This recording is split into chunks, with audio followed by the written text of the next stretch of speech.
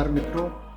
28 अक्टूबर को एक दूसरा बड़ा पर्व अहोई अष्टमी का त्यौहार आ रहा है। अहोई अष्टमी यानी मातृ दिवस यानी वास्तविक मदर्स डे। आप मदर्स डे तो खूब मनाते हैं, लेकिन सत्य सनातन धर्म में वास्तविक मदर्स डे जो कहा गया है वो अहोई अष्टमी है। अहोई अष्टमी 28 अक्टूबर को होगी। चंद्रोदय 11:31 पर है और ऐसी माताएं बहनें जो तारोदय से करती हैं उनके लिए तो खुला आसमान है। अब मौसम किसी प्रकार की कोई बाधा नहीं डालेगा, ये मैं स्पष्ट कर देता हूँ। दिवाली तक का जो फोरकास्ट है वो भी सुखद ही है। अब इस अहोई अष्टमी पर्व को लेकर आमतौर पर एक भ्रांति होती है और जो हम बरसों से सुनते भी आ रहे हैं। हमारे घर परिवार की महिलाएं भी व्यवस्था देती हैं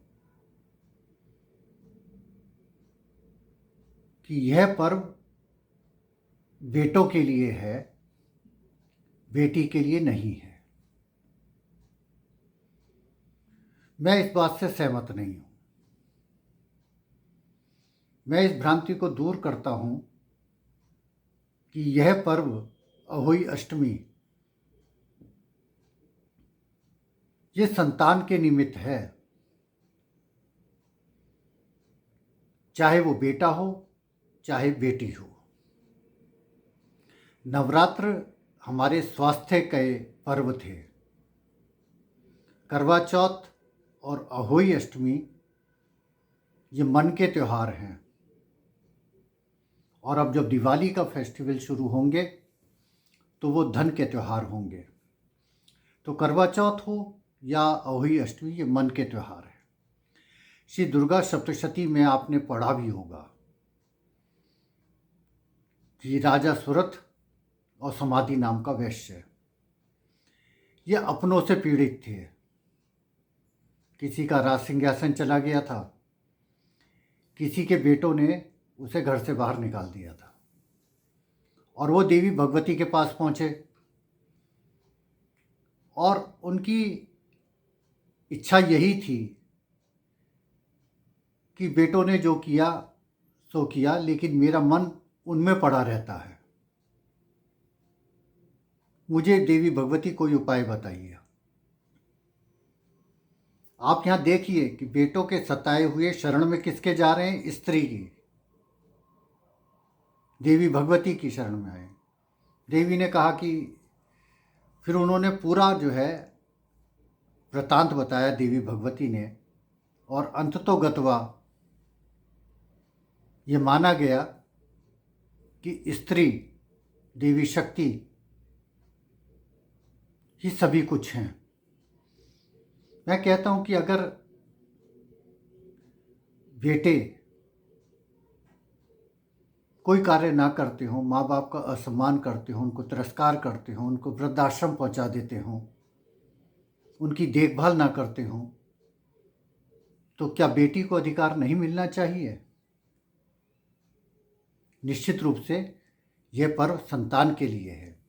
और देखिए कि संतान क्यों कहा गया कि कुल जो है, कुल भी एक धन की तरह है। कुल दो तरह से चलता है, मातृकुल से चलता है और पितृकुल से चलता है। माता का कुल और पिता का कुल मिलकर ही कुटुंब होते हैं।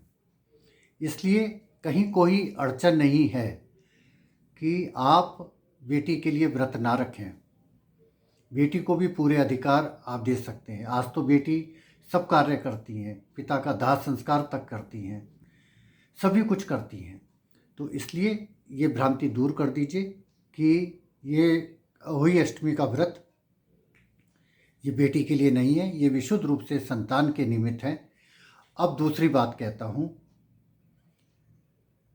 कि यह भूल ना कीजिएगा जो मैं अब बताने जा रहा हूँ। इसकी तुलना अन्य व्रतों से मत कीजिएगा। अहोई अष्टमी के व्रत पर ध्यान से सुन लीजिए, अहोई अष्टमी के व्रत पर सूतक पातक का असर पड़ेगा। जब सूतक हो, सूतक यानी जन्म के समय जो पड़ता है, और पातक यानी मरण के समय, जब अहोई अष्टमी पर सूतक और पातक का असर पड़ेगा। क्यों पड़ेगा? क्योंकि ये आपके कुल, कुटुंब और वंश से जुड़ा हुआ त्यौहार है, इसलिए इस पर सूतक और पातक दोनों का असर पड़ेगा। यदि जन्म मायके में हुआ है तो 3 दिन, यदि ससुराल में हुआ है तो पूरी उसी अनुसार 6 दिन। इसी तरीके से पातक की स्थिति में भी आपको यह व्रत नहीं करना है जब तक शुद्धि ना हो जाए, उठावनी 13वीं ना हो जाए। और वैसे तो चूँकि दीपावली है, इसलिए सारे व्रत, सारे कर्मकांड जो हैं वो पहले कर दिए जाते हैं। अगर पहले कार्य हो जाएं, शुद्धि हो जाए, हवन हो जाए, तो आप निश्चित रूप से अहोई अष्टमी का व्रत कर सकते हैं, पूजा विधान कर सकते हैं।